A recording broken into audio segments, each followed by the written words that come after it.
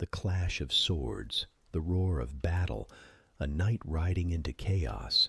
It sounds heroic. But behind that shining armor were nights filled with hunger during sieges, wounds that festered into infection, and the crushing despair of capture. Imagine defenders forced to eat their own horses or men succumbing to gangrene, all while the promise of honor masked unthinkable horror. The ideals of chivalry were meant to inspire, yet they often stood in stark contrast to the cruelty and suffering knights endured. As you settle in, let the truth of knighthood drift over you like a cold steel blanket. Tonight, we'll gently uncover the reality behind the legend, starting with the earliest days of a knight's journey and the sacrifices demanded from the very beginning. For a young noble, the path to knighthood started early. At around 7 years old, boys left the familiarity of home and entered the world of a lord's household. This wasn't just a change of address. It was a shift into a life defined by structure and discipline. As pages, these boys traded the freedom of childhood for a new daily routine that blended service and learning. Their days were filled with tasks like assisting in the great hall, tending to horses, and carrying out chores that reinforced the idea that humble service formed the bedrock of a knight's life. But the education of a page went well beyond chores. Under the guidance of the lady of the house, they learned courtly manners and etiquette. Knights and squires showed them the basics of swordplay, riding, and hunting. Evenings often brought lessons in music, poetry, or religious study, because an ideal knight was expected to combine strength with refinement.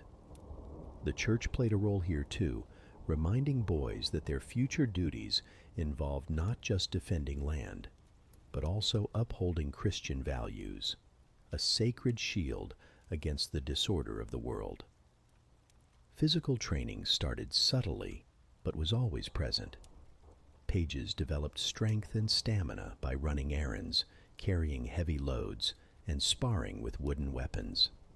These tasks were not just busy work. Carrying buckets, polishing armor, and managing equipment all served a purpose. They gradually built the resilience and endurance needed for a life on the battlefield. Every chore, no matter how small, was a step in toughening the body and mind. Punishments for mistakes were strict. Disobedience or clumsiness rarely went unnoticed, and discipline was enforced so that obedience became instinct. This relentless rigor was not just about maintaining order, it was about preparing boys for the pressures of war, where hesitation or error could cost lives. The expectation was clear. A knight must be able to follow orders, endure discomfort, and perform under stress. The story of William Marshall, later known as the Greatest Knight, shows how harsh this early training could be. Sent away as a page to his father's overlord, William's experience was far from gentle. When his father's loyalty to the king was questioned, young William was taken hostage. His lord showed no mercy. William was property before son, a tool to forge something even finer. Though William survived, his ordeal was a stark reminder that loyalty and discipline mattered more than comfort or even safety. William's experience was not unique. Every page faced the same culture of constant physical trials and unwavering discipline. Yet, this system had a goal. Obedience was not just a rule, it was a skill for survival. These boys learned to care for animals, serve meals, and withstand hardship. They also learned patience, strategy, and the complicated nature of loyalty by observing both the virtues and the failings of those around them. Every lesson, whether gained through hardship or humiliation, left a mark that shaped their character. As pages grew older, their training intensified. Entering their teenage years, they became squires, a role with even greater responsibility and physical demands. Now, instead of simply carrying weapons, they learned to use them. Sword play, jousting, and archery filled their days. Squires spent long hours on horseback and supported the knights they served, preparing them for war by maintaining armor, caring for war horses, and practicing until exhaustion set in. The work was relentless, often leaving their muscles aching by nightfall. Mental preparation was just as important. The chaos and fear of battle could overwhelm even the bravest.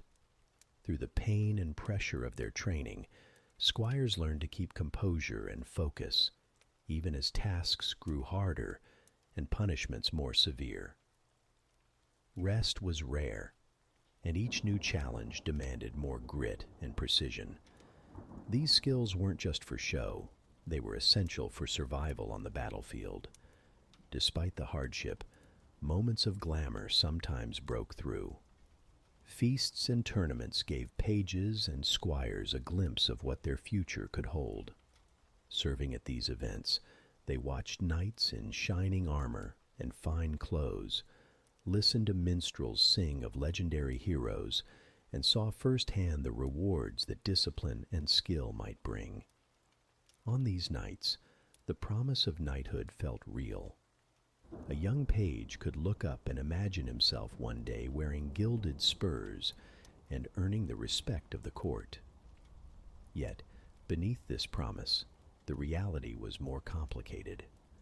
The romantic image of knighthood often ignored the grueling demands and emotional toll of training. Success brought prestige and opportunity, loyalty from peers, perhaps even the notice of royalty. But for every boy who rose to greatness, many more were lost to the brutality of the process or changed forever by its hardship. When these young men finally earned their spurs, many wondered if all the discipline and pain had truly prepared them for what came next. The battlefield was no training ground. It was unpredictable and harsh, bending the rules of even the most rigorous preparation. But discipline alone was just the first test.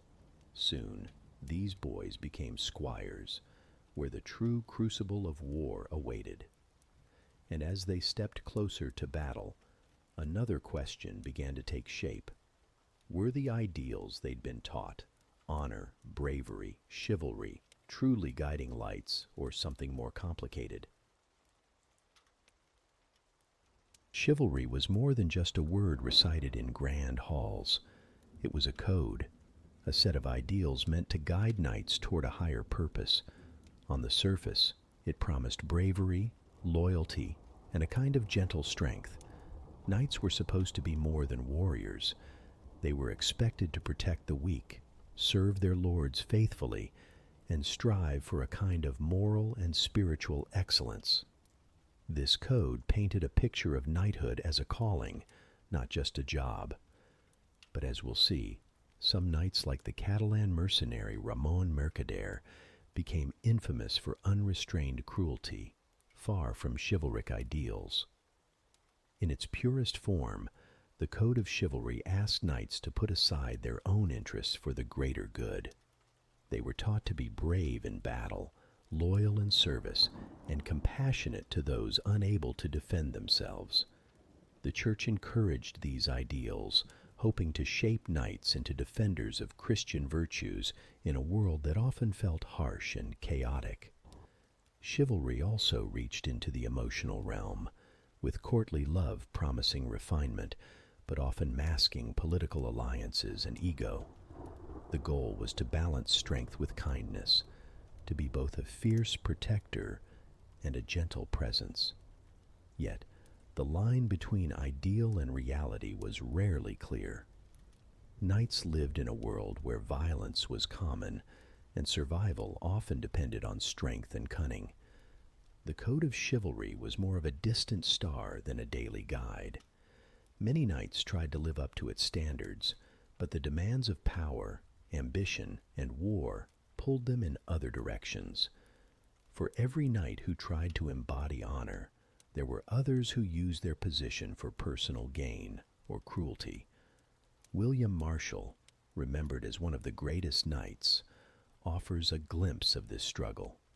He negotiated betrayals and brutal sieges while striving to uphold honor, his life a constant battle between ideal and reality.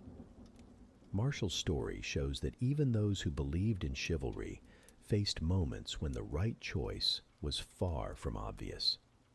His loyalty and skill earned him respect, but his journey was filled with compromise, hardship, and the need to protect himself and those he served.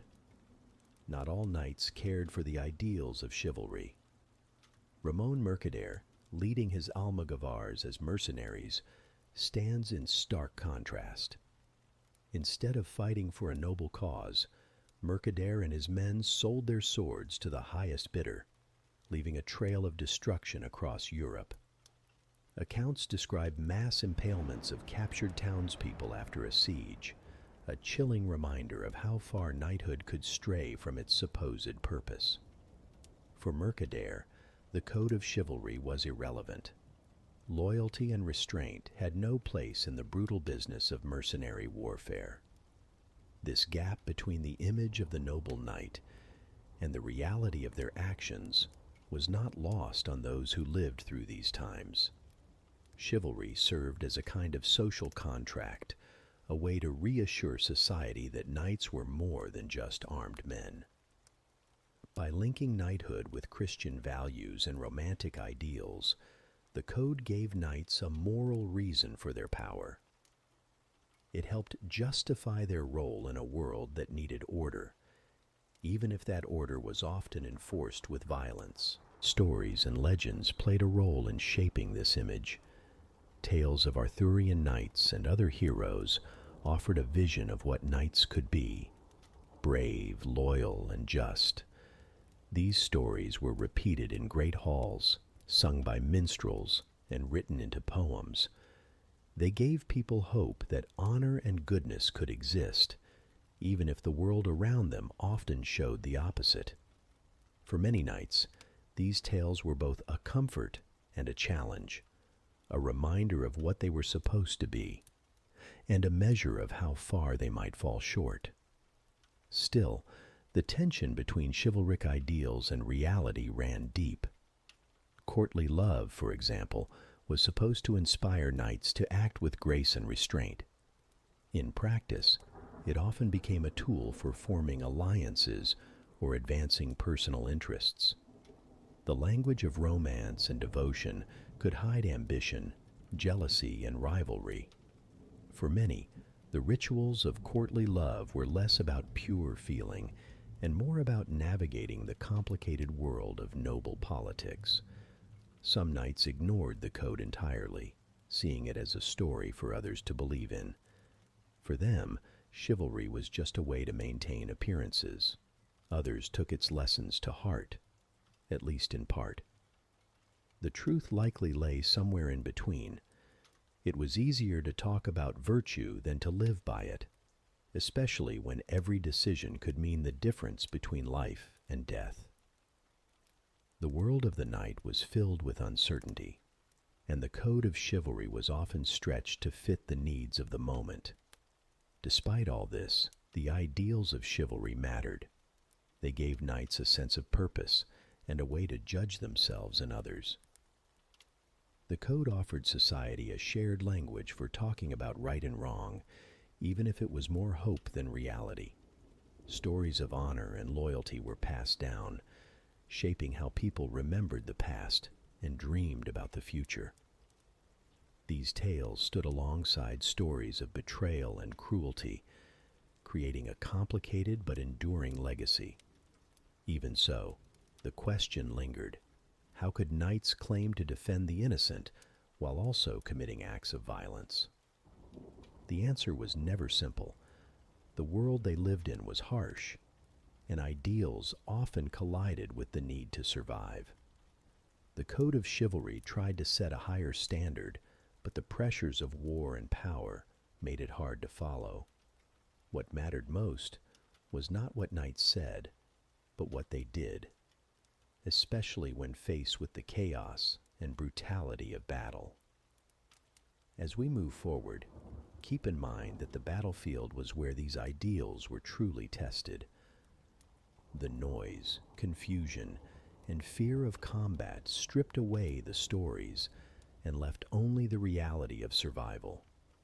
It was there, in the heart of the struggle, that the true nature of knighthood was revealed. On the battlefield, nothing felt certain. The moment a knight entered the fray, he faced a world stripped of order and predictability. The noise pressed in from every side, the sharp ring of steel on steel, the shouts of men straining to be heard, and the piercing screams of horses tangled in the crush. Mud sucked at boots and hooves, mixing with blood and sweat as bodies pushed together in a desperate fight for space. The air was thick with fear, and the ground beneath became slick and treacherous, swallowing the fallen and trapping the living. Sight offered little comfort. Helmets narrowed vision to a blur of movement and color, while the weight of armor slowed every step. Knights fought shoulder to shoulder, so close that the world shrank to the press of bodies and the unpredictable swing of weapons. Even the best training faded in the panic of battle. Horses, meant to be allies, sometimes added to the danger, rearing, kicking, or stumbling in the mud, their panic as real as any man's. The battlefield was not a place for clear thinking or noble gestures. It was a place where the difference between life and death could be measured in inches. Weapons were tools of survival, not symbols of glory. Lances, so often seen in tournaments, shattered on impact, sending splinters through mail and flesh. Swords, prized for their balance and sharpness, left deep wounds that bled freely. But the most feared weapons were blunt. Maces, hammers, and axes, all designed to crush armor and bone with a single blow. At Agincourt, a knight weighed down by plate was felled not by a sword, but smothered in mud as arrows rained down and the ground turned against him. Even a shield, meant for protection, could become a weapon when slammed into a rival's face. Every tool was meant to end a life quickly, leaving little room for mercy or hesitation.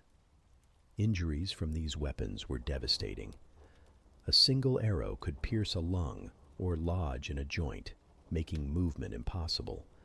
The blunt force of a mace could shatter a skull, while axes and swords left arms and legs hanging useless. The chaos made it hard to help anyone, and the press of bodies meant that even those still standing could be knocked down and trampled. The mud and blood seeped into wounds, turning even small injuries into threats. Infection was a constant shadow, waiting to claim those who survived the first blows. The Battle of Agincourt stands as a grim example. French knights, proud in their heavy armor, advanced across a field made slick with rain. The English longbowmen sent volleys of arrows that struck horses and men alike, the force enough to puncture plate and send riders tumbling. Once on the ground, knights struggled to rise, pinned by their own armor and the weight of others falling around them. English foot soldiers moved through the chaos, finishing the wounded with daggers. There was no time for chivalry, only the need to survive. The mud became a trap, pulling men down as they gasped for air, the noise and confusion drowning out any hope of rescue. Survival on the battlefield often felt random. A knight's skill, armor, and courage could only do so much. Sometimes a stray arrow or a collapsing horse spelled the end. In the press of bodies, a well-placed blow could be lost in the confusion, while a lucky stumble could save a life. The group's discipline mattered, but so did luck and the ability to keep moving when every muscle screamed in protest. The difference between victory and defeat was often decided by exhaustion, chance, and the willingness to keep fighting when everything seemed lost. When the fighting finally stopped, the silence felt heavy. The ground was littered with bodies, some still, some struggling to breathe. For those who survived, relief was mixed with dread. The ordeal was not over. Knights who had fought bravely now faced new dangers. Mud clung to wounds, and armor pressed into bruised flesh, making every movement a reminder of what they had endured. Some men were captured, their fate uncertain. Others were left to tend to their injuries with whatever help could be found. And when the clash died, a new hell awaited the wounded. Let's step into the aftermath. The field that had been filled with noise and movement became a place of suffering and uncertainty. The battle was over, but the true test of endurance had only just begun. After combat, the battlefield settled into a grim silence. The ground, once alive with movement and noise, became a place of suffering and loss. The stench of blood and death lingered in the air, heavy and unyielding. Bodies of men and horses lay scattered, some twisted by their final moments, others eerily still. The cries of the wounded carried across the field, weak, drawn out, and filled with pain. Many knights and soldiers waited where they had fallen, hoping for help that might never arrive. For the wounded, survival brought its own challenges. The weapons of war left deep gashes, shattered bones, and punctured organs. A knight might be pulled from the field with a broken arm or a leg laid open to the bone. Dirt pressed into open wounds, and blood seeped through torn clothing. Infections set in quickly. Medieval medicine was harsh and limited. Treatment often meant searing a wound closed with a red-hot iron or watching helplessly as gangrene crept up a limb. No one understood how to keep wounds clean, and there were no antibiotics.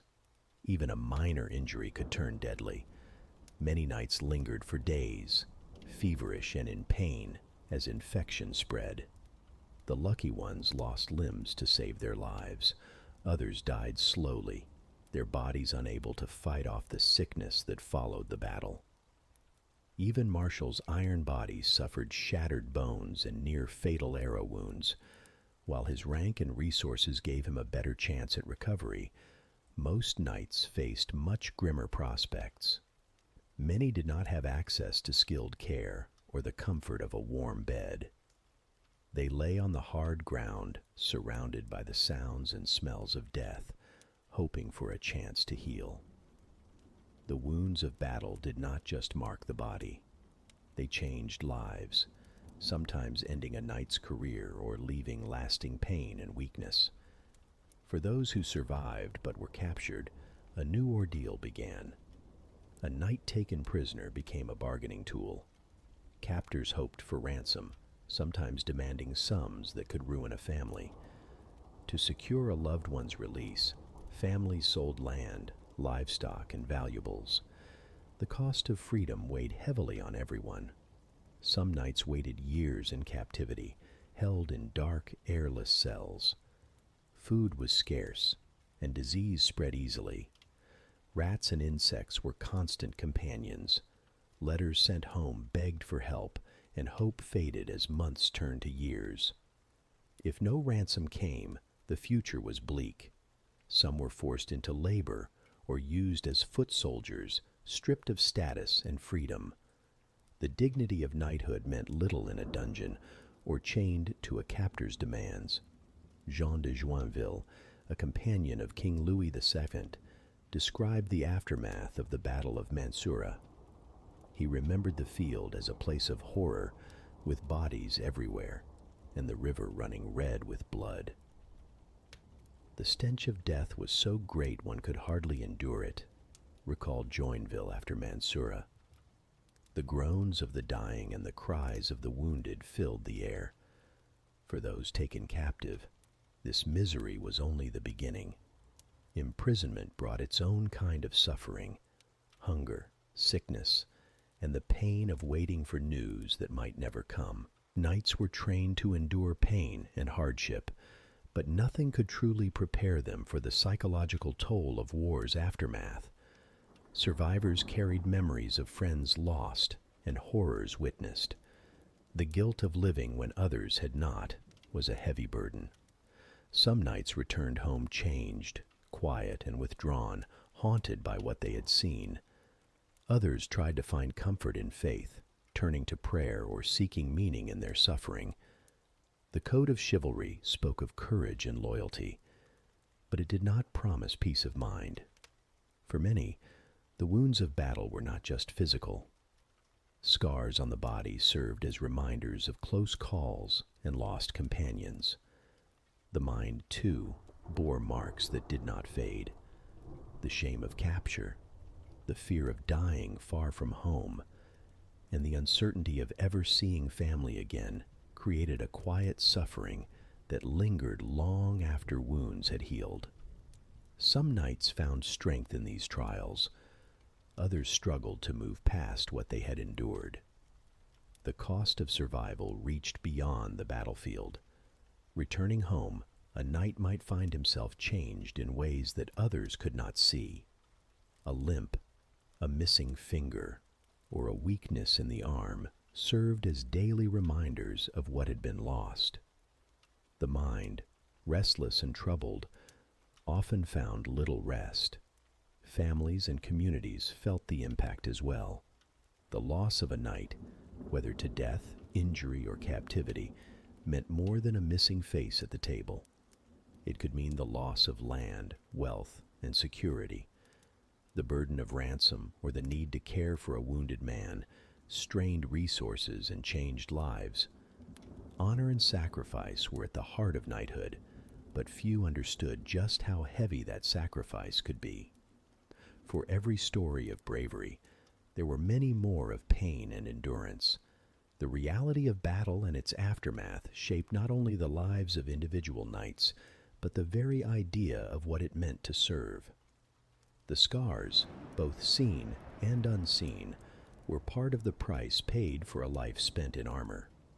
Yet even as knights faced these hardships, they confronted another challenge, the cost of maintaining their place in the world. The struggle did not end with the last blow on the battlefield. There was another battle waiting, one fought not with swords, but with coin and obligation. Knighthood was never just a matter of courage or skill. It came with a price, one measured in silver as much as in sacrifice. The financial demands began long before a knight ever saw the field. Wealth was a prerequisite, and for many, the expense started in childhood, with families pouring resources into training, equipment, and connections. Without land, inheritance, or a powerful patron, the road to knighthood was often closed before it began. The most obvious cost was armor. A full suit of plate was more than just protection. It was a symbol of status, and its price was staggering. A single well-made suit could cost as much as a small manor, equating to years of income for a prosperous merchant. This investment was only the beginning. Armor took damage in every campaign, dented, cracked, or even shattered. Repairs and replacements became a regular expense, and a knight who couldn't afford to keep his equipment in fighting condition risked his life each time he rode out. Weapons added another layer of cost. Knights needed multiple weapons, each a hefty expense and easily broken or dulled in combat.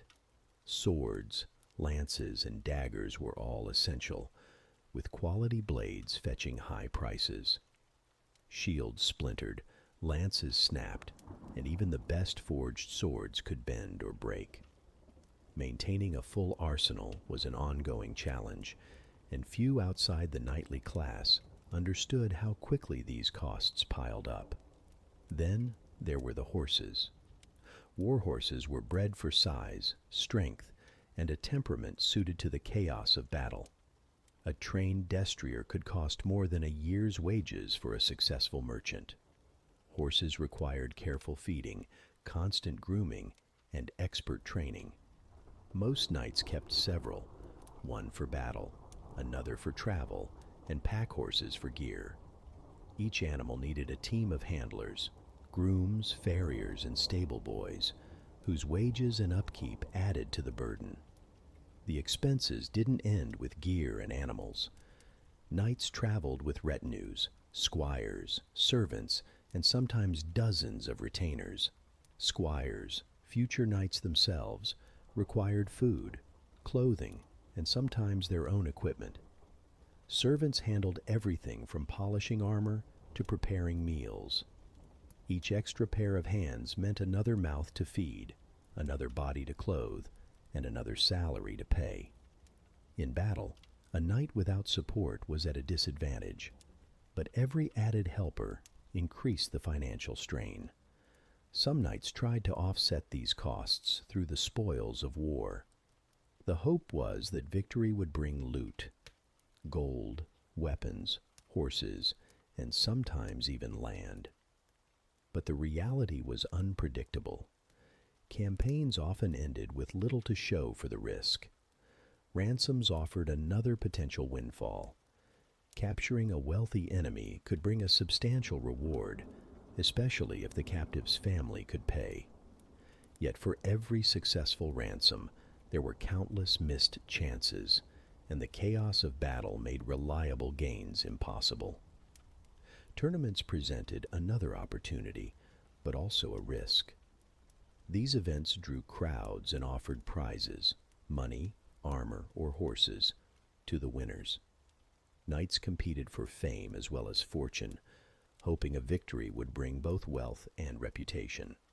But tournaments were expensive to enter and dangerous to lose. A knight might suffer injuries, lose a valuable horse, or damage his armor.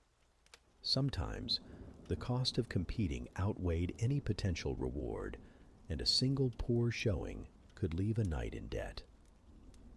Even the most celebrated knights faced financial hardship. Marshall's ransom, £6,666, required a special tax to free him. This was a staggering sum, and even for a man of his reputation, it was nearly ruinous.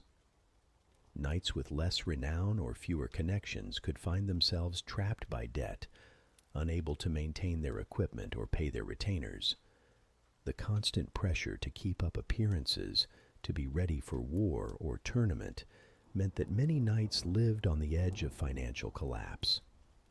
The economic structure of knighthood shaped the broader world. Feudalism relied on the exchange of land for military service. Lords granted estates to knights, expecting loyalty and readiness for battle in return. But as the costs of armor, horses, and retinues rose, land alone could no longer cover the expenses. Some knights sold off parts of their estates, borrowed from lenders, or entered into risky ventures to stay afloat. Others sought favor at royal courts, hoping for positions that brought steady income. The rise of professional armies changed everything. Monarchs began to rely more on paid soldiers, who were less expensive to maintain than knights and their entourages. The importance of the individual knight began to fade, and the old feudal bonds weakened. Some knights adapted, taking on roles as mercenaries or military leaders for hire. Others tried to cling to tradition, but the economic reality made it harder each year. Debt became a common companion. Knights borrowed to buy new armor, to replace lost horses, or to pay ransoms. Some mortgaged their land or married for money rather than love. The pressure to maintain status was relentless. Failure meant more than embarrassment. It could mean the loss of everything: a home, a title, a future for one's children. The dream of knighthood, so often wrapped in glory, was shadowed by constant anxiety about money. Many knights turned to tournaments as a way to recover or increase their fortunes. The arena offered a chance at quick wealth and recognition. Victors could win valuable prizes and attract the attention of wealthy patrons. but the risks were great. Injuries were common, and a single loss could erase years of careful saving.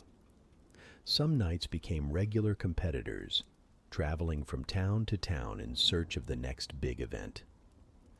For a few, this brought lasting fame. For many more, it meant a cycle of risk and debt, with each tournament a new roll of the dice. The cost of knighthood extended beyond the individual. Families, villages, and entire regions felt the strain. Ransoms could force the sale of ancestral lands. The need to support a knight might mean higher taxes or reduced resources for others. The pressure to succeed weighed on everyone, not just the man in armor. Knights who failed to manage their finances could drag down their households and dependents with them. Despite these challenges, the pursuit of knighthood continued. The promise of honor, adventure, and respect outweighed the fear of debt for many. Some found ways to balance the books, relying on careful management, good fortune, or powerful friends. Others fell into ruin, their dreams undone by the relentless costs. The reality was that for knights, every campaign was a gamble of body and purse. Fail to fund your gear, and you failed to survive. Tournaments, with their spectacle and promise of reward, became central to this struggle. They offered a brief escape from the pressures of war and debt, a chance to win fortune and fame in front of cheering crowds. But the risks were always present, and the outcome was never certain. For knights, the arena was just another place where survival and success depended as much on luck and resources as on skill and courage. In the end, the financial demands of knighthood shaped every choice, every risk, and every hope.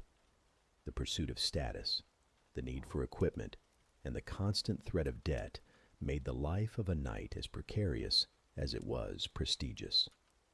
The next test of a knight's fortune and nerve often came not on the battlefield, but in the colorful, dangerous world of the tournament, a world where glory and ruin stood side by side, and every contest could change a life in an instant. Knights often found themselves drawn to tournaments, not only for the chance at recognition, but because these events stood at the heart of medieval public life. The fields outside castles and towns would fill with people, nobles, merchants, peasants, all eager to watch the spectacle unfold. Banners fluttered over pavilions, and the air buzzed with the sound of voices, horses, and the distant clang of armor. For the crowds, tournaments meant celebration, gambling, and a break from daily routines. For the knights, the stakes were much higher. The tournament grounds were a strange blend of festivity and risk. Nobles watched from shaded stands, their eyes on the competitors below. Knights arrived in bright tunics, their coats of arms stitched onto their clothing, and their horses draped in matching colors. This was a time to show off not only skill, but wealth and lineage. Yet beneath the pageantry, everyone knew that real danger lurked. Tournaments were not just performances. The threat of injury, or even death, was always present. In the earliest days, tournaments were wild melees that closely resembled actual battles. Groups of knights charged at each other over open countryside. The fighting was chaotic. Weapons, though blunted, could still break bones or crush limbs. Horses collided, riders tumbled, and confusion reigned. These melees sometimes spilled into nearby villages, leaving broken fences and frightened livestock in their wake. With so few rules, survival could feel like victory enough. Over time, organizers introduced boundaries and clearer rules, hoping to curb the worst of the chaos. Still, the violence never disappeared. As tournaments evolved, the melee remained, but the joust became the main event. Two knights, each armed with a lance, charged toward each other at full speed. The goal was to unseat the opponent or shatter the lance against their shield. The skill required was immense.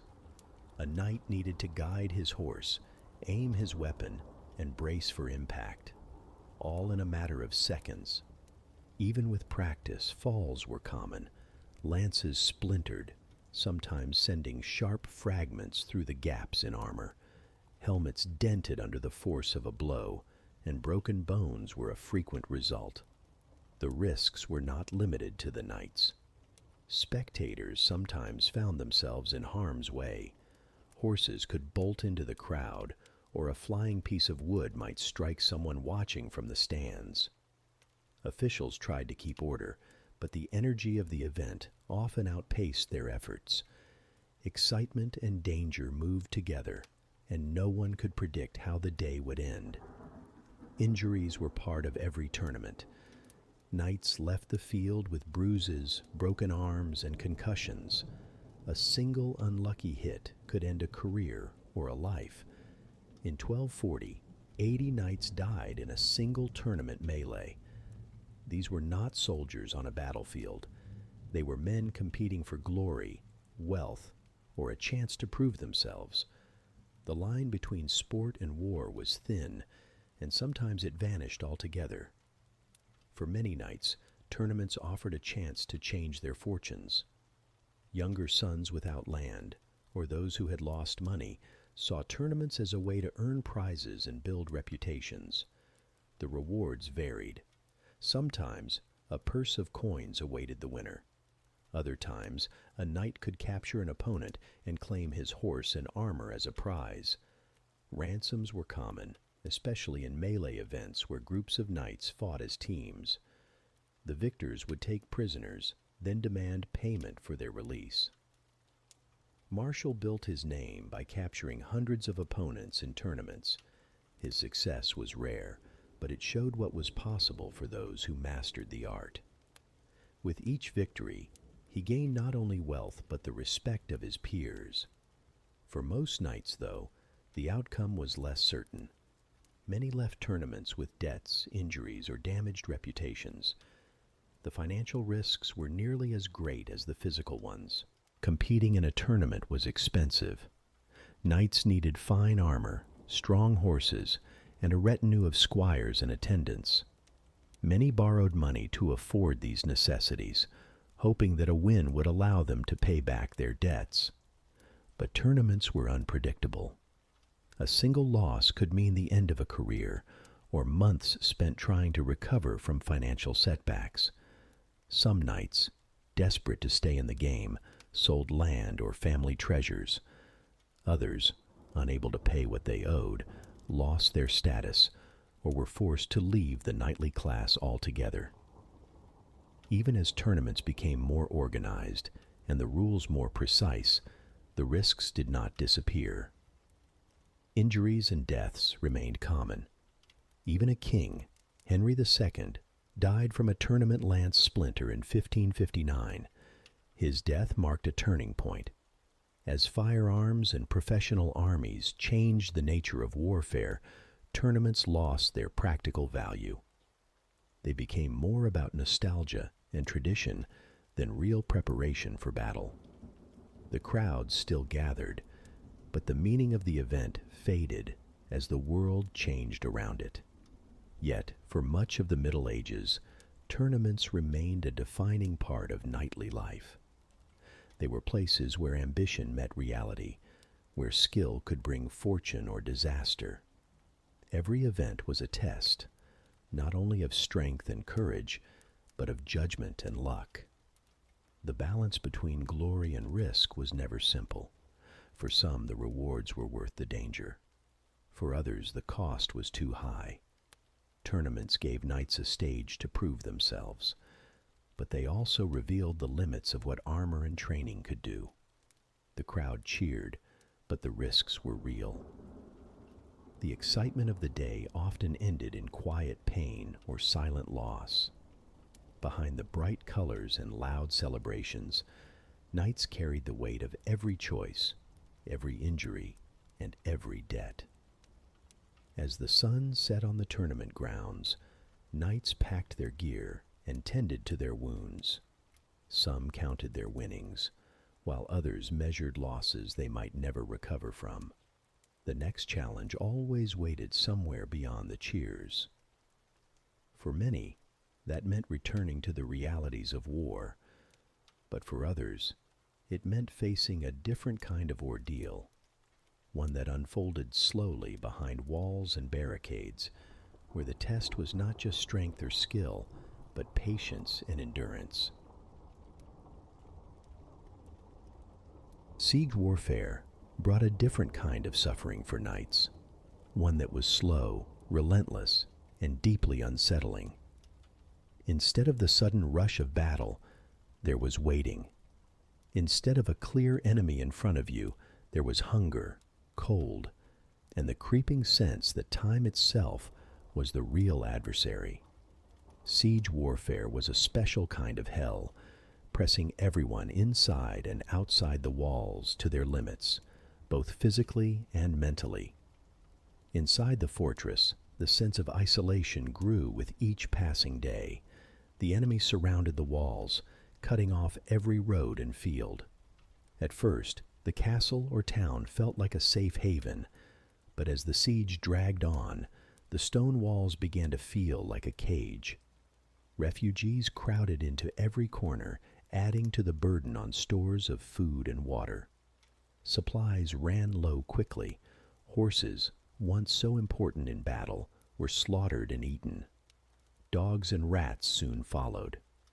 At Chateau Gaillard in 1204, the defenders ate horses and dogs, and some accounts whispered of cannibalism as hunger became unbearable. These rumors, whether true or not, captured the desperation that filled the air.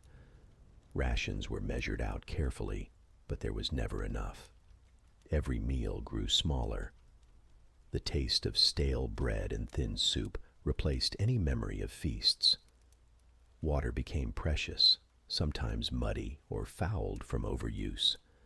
The strong and the weak alike felt their bodies change, muscles wasted away, and even the healthiest knights grew thin and weary. The sense of community inside the walls began to fray. Those who had once fought side by side now eyed each other with suspicion, wondering how long the food would last and who might be the next to go without. Disease was never far behind. The close quarters and lack of sanitation made the spread of sickness almost inevitable. Dysentery, typhoid, and rotten water turned both the castle and the camps outside into death traps. Waste piled up in corners. The smell of illness mixed with the stench of unwashed bodies and spoiled food. Even the most resilient knights could be struck down, and there was little anyone could do to help. The sick were left to suffer in silence, their moans echoing through the dark halls. The fear of catching something deadly weighed on everyone, adding to the sense of dread. The besieging army faced its own hardships. Camps stretched out around the walls, crowded and dirty. Food supplies ran thin, and the same diseases that ravaged the defenders spread quickly among the attackers. The ground turned to mud after every rain, and the air was thick with smoke from campfires and the stink of latrines dug too close to tents. The knights who led the siege were used to better conditions, but here they ate what little they could and tried to keep their spirits up as the days dragged on. Sometimes the besiegers suffered as much as those trapped inside, and both sides waited for the other to break first. Life in a siege camp was a test of patience and endurance. Each day brought the same routine: standing guard, tending to weapons, and watching the walls for any sign of weakness. Engineers built siege towers and trebuchets, while others dug trenches and sapped at the foundations. Every effort to break the defenses was met with arrows, stones, or boiling oil from above. The work was dangerous and exhausting, and the threat of a sudden sortie from the defenders kept everyone on edge. For the knights inside, the idea of chivalry seemed far away. Their duty was to defend, but the reality was survival. They tried to help the people crowded inside, but there was only so much they could do. When food ran out, hard choices had to be made. Sometimes, refugees were forced out of the gates, left to fend for themselves between the walls and the enemy lines. It was a decision that haunted those who made it, but there were no easy answers. The pressure to endure and protect clashed with the need to survive another day. The psychological strain was as real as the physical suffering. Each morning, knights woke to the same bleak reality. The enemy was still there. The food was still running out. The sick and dying filled every room. Hope faded with each day that passed. The sound of the enemy's siege engines became a constant reminder that the walls could fall at any moment. The fear of what would happen if the defenses broke was always present. Some held on to faith, or the hope of relief from outside, but as the weeks turned into months, even these comforts grew thin. Stories from history show just how desperate things could become. At the siege of Marad during the First Crusade, chroniclers describe crusaders boiling enemies in pots and eating them, driven by hunger beyond anything they had ever known. These accounts are horrifying, but they show the extremes that siege warfare could bring out in people. Hunger erased the lines between right and wrong, and survival became the only goal. The siege of Chateau Gaillard ended not with a dramatic battle, but with exhaustion and defeat. The defenders, weakened by hunger and disease, could no longer hold the walls. When the gates finally fell, there was no glory, only relief that the suffering might end. Some knights were captured and ransomed, but many others faced harsh punishment. The humiliation of surrender was heavy, but it was often the only way to survive. Mercy was not always given. If the defenders refused to yield, or if negotiations broke down, the victors sometimes showed no restraint. Towns were burned, and those who had held out were killed without pity. The rules of chivalry and honor faded in the face of desperation and anger. The aftermath of a siege could be as brutal as the siege itself, leaving scars that would last a lifetime. Siege warfare was a harsh teacher. It demanded more than strength and skill. It required the ability to wait, to suffer, and to keep going when everything seemed lost. For knights, it stripped away the pageantry and left only the core of what it meant to endure. There was no cheering crowd, no quick victory, only the slow grind of hunger, fear, and waiting. In these endless days, the mind cracked as much as bodies. Next, we'll feel the weight of fear itself. Picture a knight by the campfire on the eve of battle. His armor rests nearby, cold and silent, waiting for morning.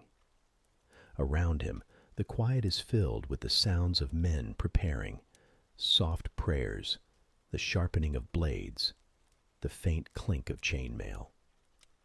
Beneath these routines lies something heavier that no one speaks aloud: fear.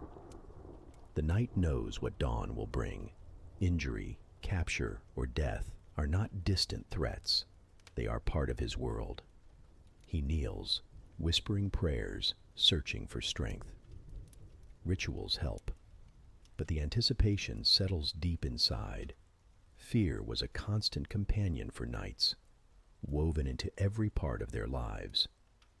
The threat of violence was always present, whether in a skirmish over land or a full-scale campaign. Every ride into battle could be the last. Even victory did not guarantee safety. To be unhorsed or captured was a real risk, and ransom might not come. The knowledge that life could change, or end, in a moment shaped every decision. The knight learned to live with this, but never to ignore it. Suppressing fear became a skill as vital as wielding a sword. Knights were expected to show unwavering courage, to set an example for others. To hesitate or show doubt was seen as dishonor, a mark that could follow a man long after the battle ended. Training and tradition taught knights to mask their fear, to push it down and keep moving forward. The code of chivalry demanded composure in the face of danger, but fear never truly left. It simply waited beneath the surface, ready to return when the noise faded. William Marshall, often held up as the model of knightly valor, carried these burdens as much as any man. He fought for decades, surviving wounds that would have ended other lives. An arrow through his thigh nearly killed him, but he continued. He saw friends fall in battle and endured the loss of men he had trained and fought beside. Marshall's courage was real, but it was also a daily act of will, a choice to keep going despite the fear and the pain. His story reminds us that even the strongest knights could not escape the mental toll of war. The weight of survival pressed hard on those who lived through battle. After the fighting stopped, the memories lingered. Jean de Joinville, who served with King Louis XI, described the aftermath of Mansoura. One saw wounded and dead on every hand, lamentations of the wounded crying for help. Scenes like this stayed with knights, returning in quiet moments or in restless sleep. The guilt of survival was common. Knights often asked themselves why they had lived while others had not. These questions did not have easy answers, and the sense of loss could be overwhelming. In the face of so much pain, knights leaned on each other. The shared experience of battle and hardship created a bond that outsiders could not understand. After a fight, men would gather in the quiet, sharing what food or drink they had, saying little but finding comfort in each other's presence. This camaraderie offered a small refuge from the weight they carried. They knew that only those who had stood beside them in battle could truly understand the cost. Yet even these bonds had limits.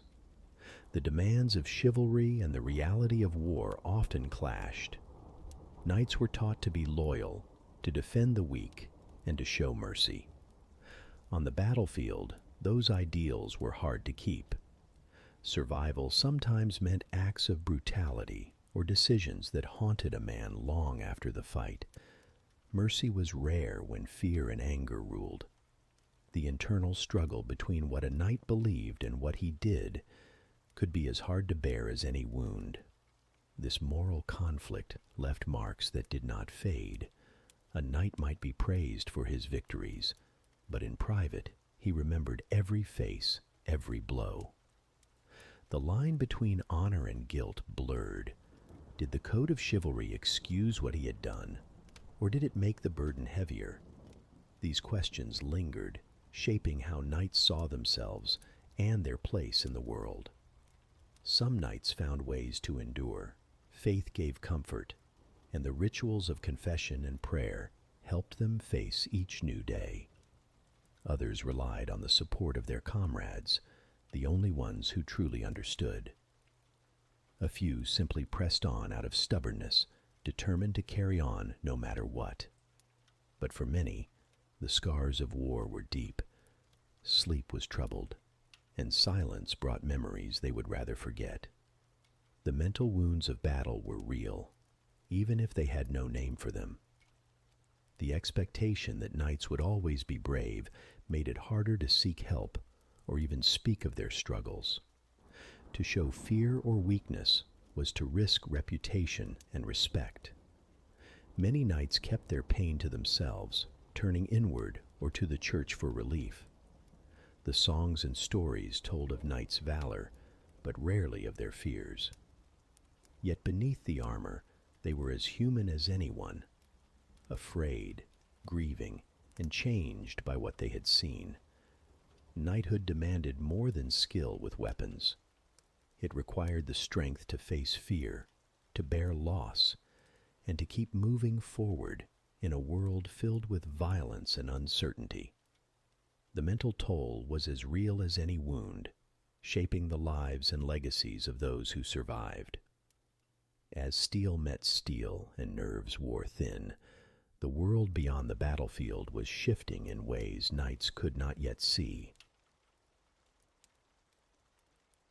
Change swept across the world of knights with a quiet certainty.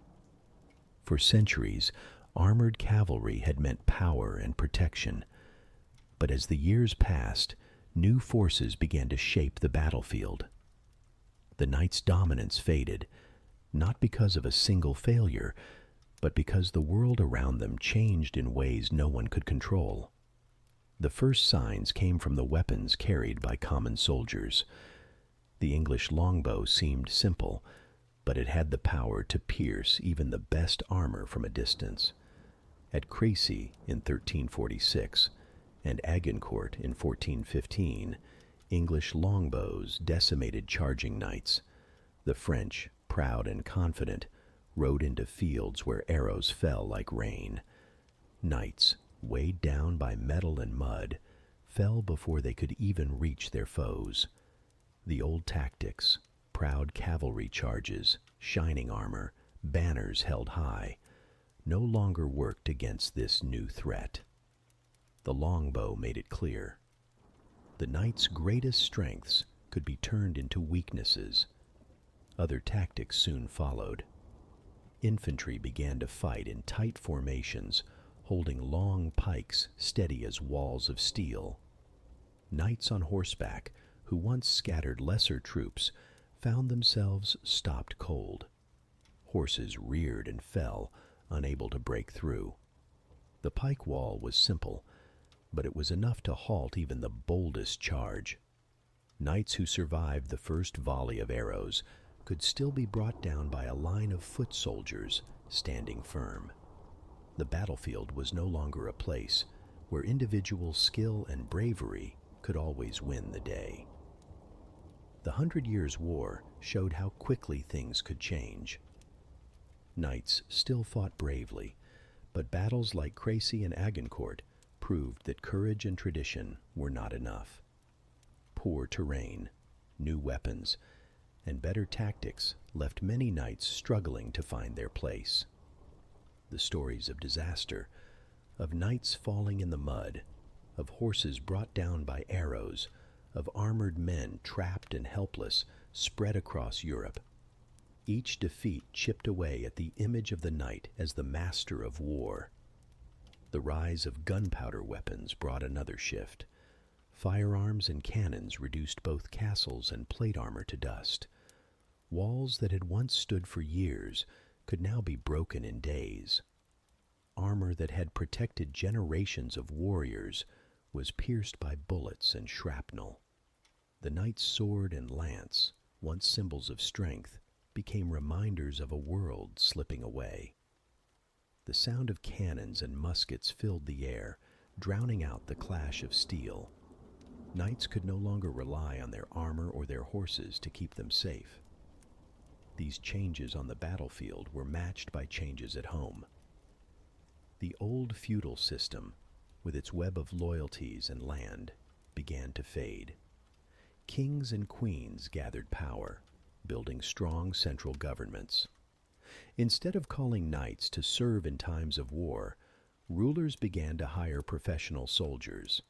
These new armies trained year-round, wore matching uniforms, and followed strict orders. They cost less than keeping knights and their retinues ready for battle. Their loyalty was bought with wages, not land or promises. The knight, once the backbone of every army, became just one part of a much larger force. Tournaments, which had once prepared knights for real combat, also changed. They became more about ceremony than skill. The crowd still cheered, but the contests were safer, the rules stricter, and the outcomes less important. The danger was still there, but it was no longer the danger of war.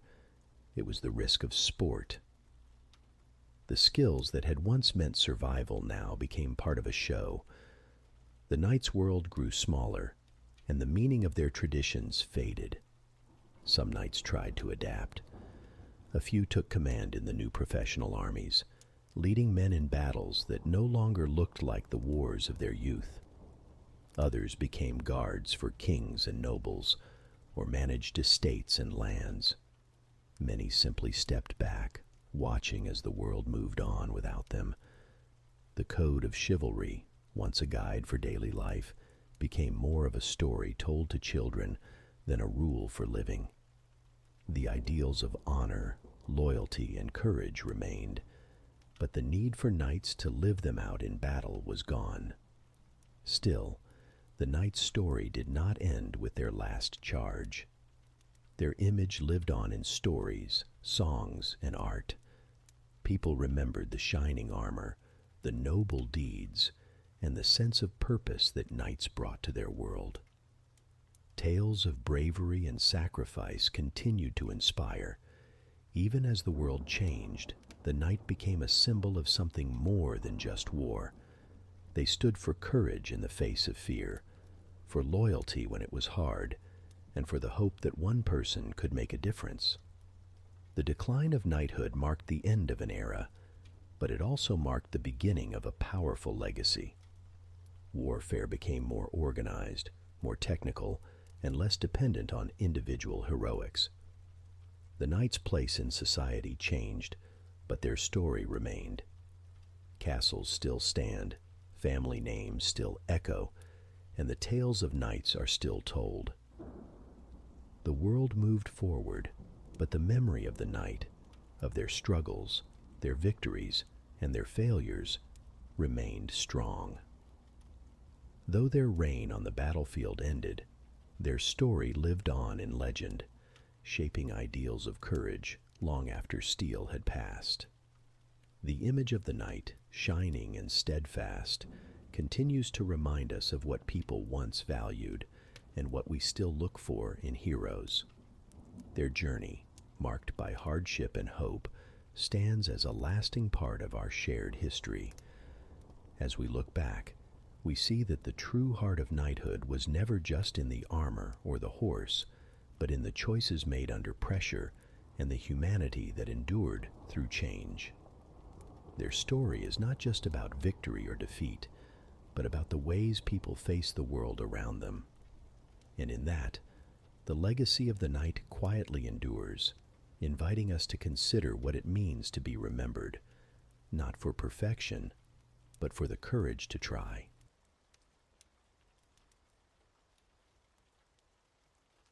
As we reach the end of this gentle journey, let your mind rest on the true nature of knighthood.